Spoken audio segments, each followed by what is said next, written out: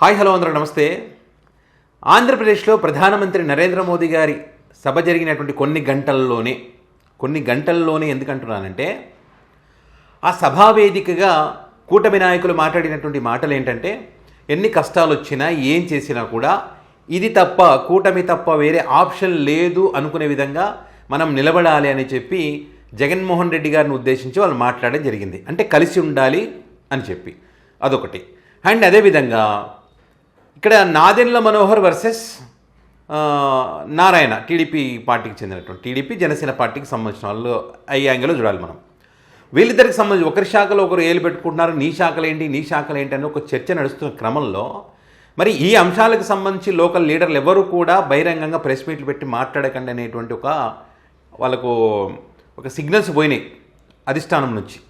అంటే కూటమిలో ఎవరు కూడా ఏం జరిగినా కూడా బయటికి మాట్లాడకండి, మనం అంతర్గతంగా చర్చించుకుందాం అన్నది వాళ్ళ యొక్క ఉద్దేశం.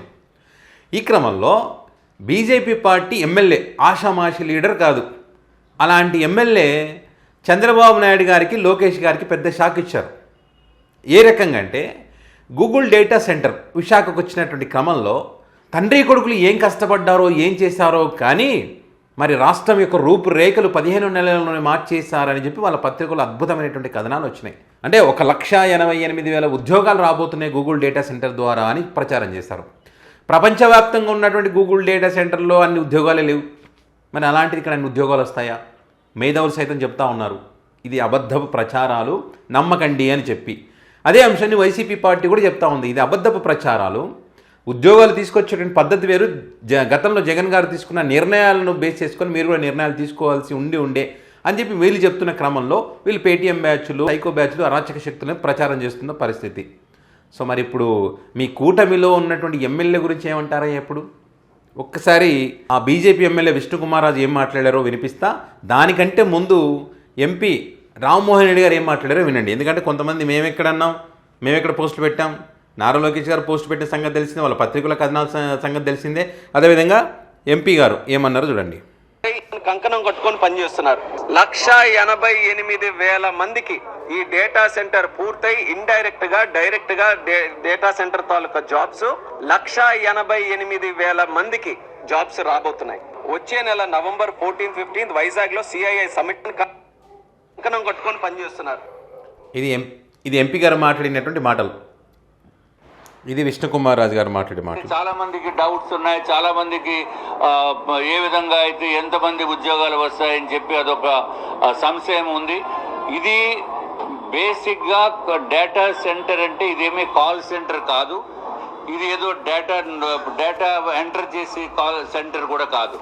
ఇది ఏదైతే ఇన్ఫర్మేషన్ స్టోరేజ్ ఇక్కడి నుంచి ఇతర దేశాలకి కూడా పంపించే పరిస్థితి ఉంది.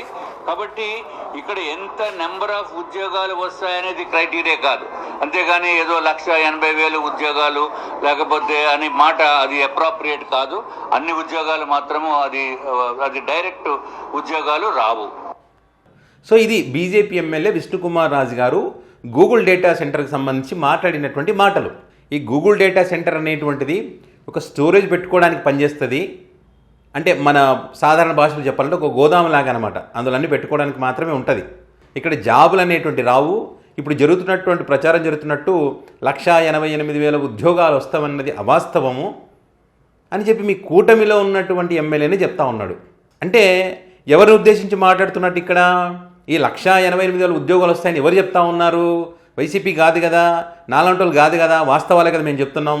మాలాంటి వాళ్ళకి మద్దతు ఇస్తూ, మాలాంటి మాటలతో ఏకీభవిస్తూ ఎవరైతే చంద్రబాబు నాయుడు గారు చెప్తా ఉన్నారో, ఎవరైతే నారా లోకేష్ గారు ఎక్స్వేదిగా పోస్ట్ పెడతా ఉన్నారో, వాళ్ళ పత్రికలు ఏవైతే అద్భుతాలు జరుగుతాయని రాస్తూ ఉన్నారో, వాళ్ళ ఎంపీలు ఎవరైతే మాట్లాడుతూ ఉన్నారో అవి అన్ని అబద్ధాలు, అసలైన నిజాలు ఇవని బీజేపీ ఎమ్మెల్యే విష్ణుకుమార్ రాజు గారే చెప్పడం జరిగింది. ఇప్పుడు చెప్పండి ఏం చేద్దామంటారు? ఆయనకి ఏం ముద్ర వేస్తారు మీరు? మీ కూటమిలో భాగస్వామ్యమే ఉన్నారు కదా. నేను మోదీ సభ జరిగిన కొన్ని గంటల్లోనే ఎందుకన్నానంటే ఆ సభా వేదికగా అనేక రకాలుగా వీళ్ళు అనుకోవడం జరిగింది. 15 సంవత్సరాలు ఉండాలి, ఎన్ని కష్టాలు వచ్చినా ఉండాలంటే ఇట్లా తప్పుడు ప్రచారాలు చేస్తుంటే ఎట్లా ఉంటారు? ఇప్పుడు వాళ్ళేదో టీడీపీ వాళ్ళు ఇదంతా మా క్రెడిట్లోనే వచ్చింది, మేమే చేస్తాం, తండ్రి కొడుకులను చేస్తామని అబద్ధపు ప్రచారాలు చెప్పుకొని వాళ్ళు రాజకీయంగా ఎదుగుతూ ఉంటే ఇటువైపు వీళ్ళు ఊరికే ఉంటారా? వీళ్ళు కూడా రాజకీయ నాయకులే కదా, వీళ్ళది రాజకీయ పార్టీ కదా.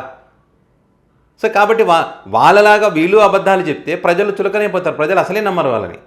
కాబట్టి వాళ్ళు అవి అన్ని అబద్ధాలు అసలైన నిజాలు ఇవని వీళ్ళు ప్రజలకు నిజాలు చెప్పాలి, చెప్పకపోతే ఇంకంత భూస్థాపితమే. కాబట్టి బీజేపీ ఎమ్మెల్యే నిజాలు చెప్పే ప్రయత్నం చేసినాడు.